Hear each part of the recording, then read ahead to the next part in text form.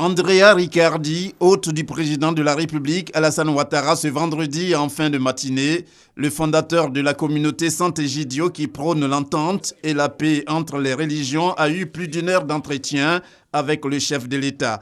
Échange à l'issue duquel il a dit être heureux de retrouver sous la supervision du président Alassane Ouattara une Côte d'Ivoire en pleine reconstruction après des moments difficiles dus à la crise post-électorale. Pour nous, la Côte d'Ivoire, c'est un pays d'élection, car ici, c'est un laboratoire de ce que j'appelle, et que c'est mon idéal, la civilisation du vivre ensemble.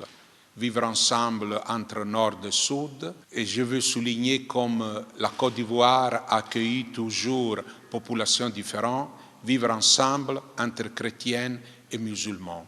Et vivre ensemble avec l'inclusion sociale, car c'est notre chapitre sur lequel Sant'Egidio est très engagé. Alors, pour moi, j'ai eu une heureuse occasion de rencontrer le président et de lui présenter les hommages de la communauté de Sant'Egidio et aussi de lui dire comme je vois la croissance et l'orgueil des Ivoiriennes, comme la croissance de la société et de l'économie et l'orgueil de l'identité de ce peuple est grandi dans les dernières années. Le président de la République, Alassane Ouattara, n'a pas non plus caché sa joie de revoir un ami et surtout un grand ami de la Côte d'Ivoire. Le professeur Riccardi est un grand ami de la Côte d'Ivoire, des Ivoiriens, et il m'a fait l'honneur et le grand plaisir de venir me saluer.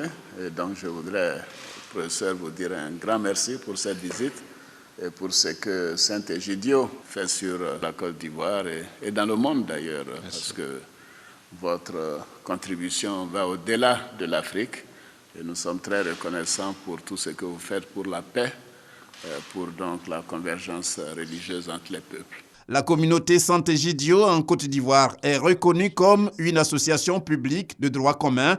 Avec 1300 membres, elle est présente dans plus de 30 villes et communes et s'investit dans des services gratuits en faveur des plus démunis.